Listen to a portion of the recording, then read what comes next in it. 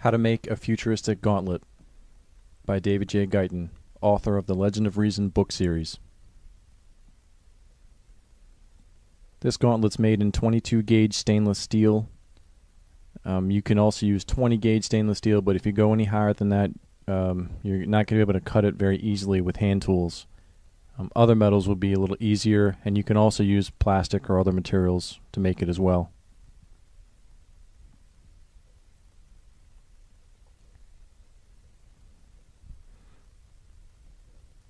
These are the tools I use to make it. These are bullnose snips or bulldog snips. They make cutting stainless steel a little easier. This is called a seamer or a brake. You can find this in the gutter section of a home improvement store.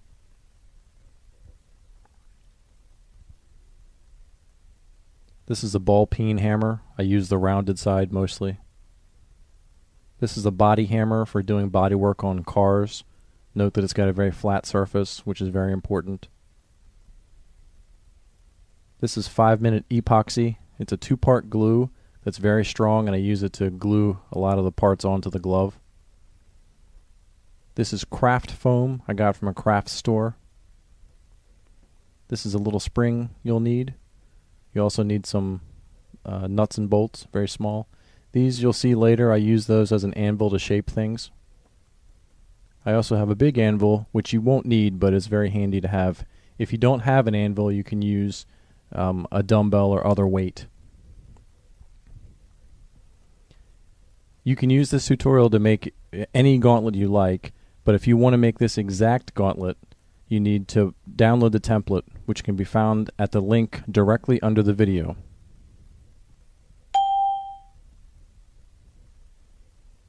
Use the snips to cut out your parts after you trace them onto metal. Then grind your parts for a better shape.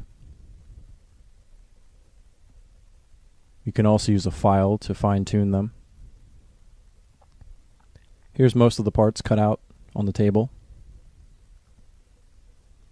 This glove is an unlined leather police glove. It's very important to get that kind.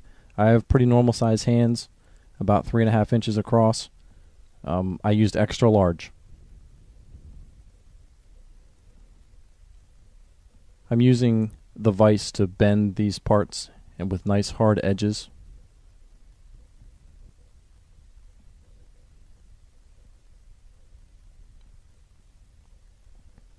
I'm also rounding these edges a little bit. You can do that with a piece of copper pipe or anything round like this. I also went to the trouble to shape pretty much all the pieces. I used an edge to make the metal look like it was about twice as thick as it really is. You can skip this step, but I think it makes it look a lot more professional.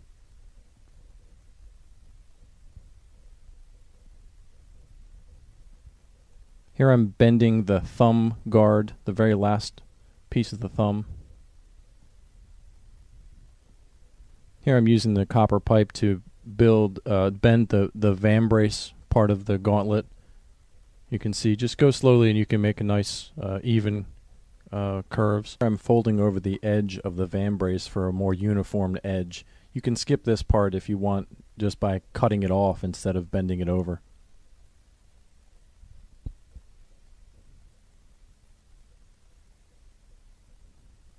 You can see how perfect the edge is if you do this. Here I'm using a piece of a nail to make some rivets.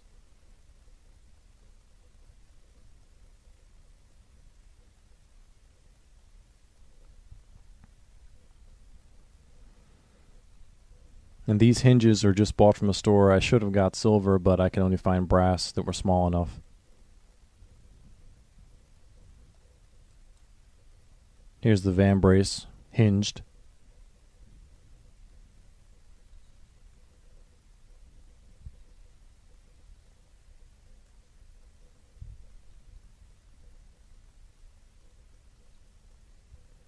This is the hand shield. Note that I've got some nuts and bolts here. Use 2 nuts to make tighten them against themselves. This is a little spring you'll need later on. will attach to this corresponding hole in the vambrace.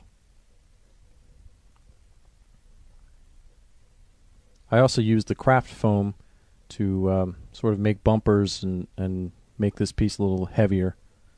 Just glue it on and then cut it off after. I also did one on the inside to cover up the hole there when you're looking at it from the top.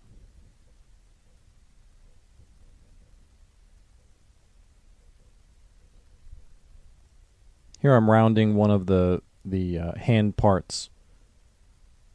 Just use your rounded edge, some kind of pipe you have, and just hammer against it lightly and you'll be able to shape your parts. All of these parts will be shaped for your hand, so you have to sort of fit them against the glove as you go.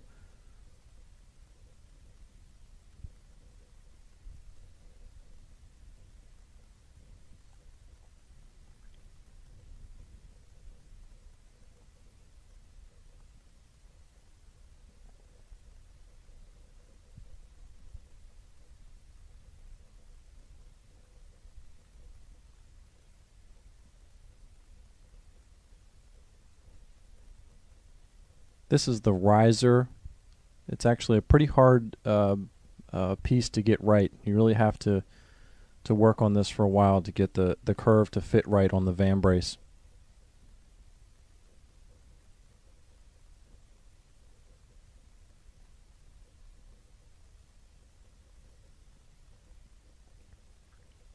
This is the internal structure that holds the riser onto the vambrace. Also a hard piece, but you can do it.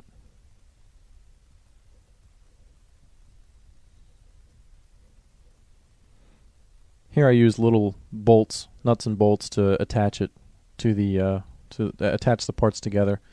This is a little cap I made on top to make it a little neater. These little prongs stick through into the vambrace to attach there. Here I've got roofing nails I use to make rivets, to make a little piece of an old belt attached to the glove, so that the glove parts can eventually attach to the arm guard parts. This is one of the finger plates. I'm using the seamer to make a nice clean bend. If you use an anvil or some hard surface, it makes it a little easier to make a perfect hard bend. Otherwise, you're going to get like a rounded sort of edge. You don't want that.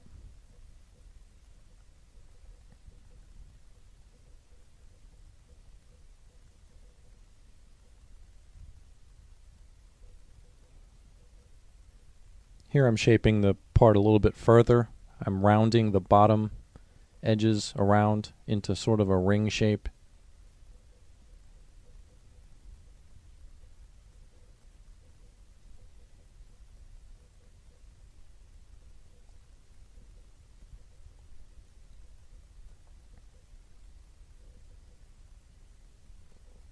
And then I also sort of went to the trouble to make a little bit more three-dimensional look to it by hammering the edges just on the front and back sides.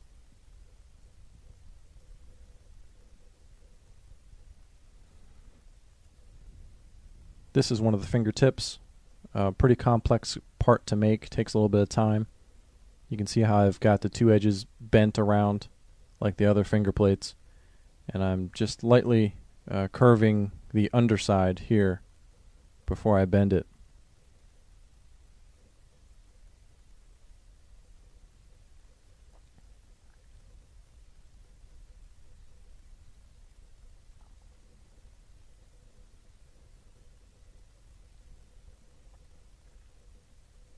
I'm also curving the bottom edge just a little bit to match the other finger plates.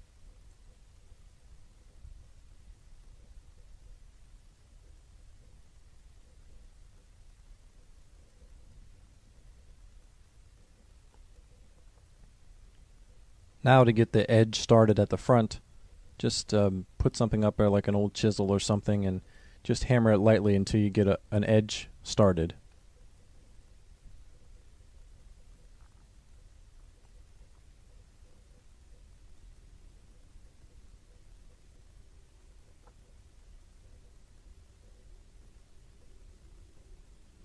And now you can just pound it into shape.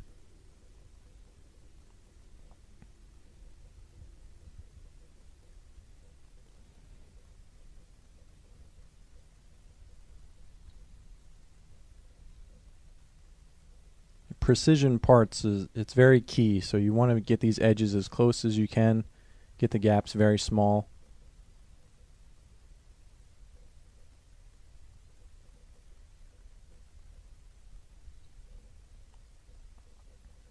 Then gluing all the parts, that's what takes forever, because you have to hold the parts for about 10 minutes. Each individual part. Not fun.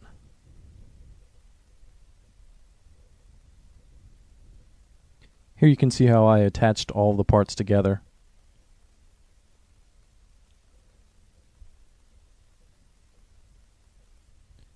And that's it. Thanks for watching. Leave your questions as comments below and I'll answer as soon as I can. Have fun with your project.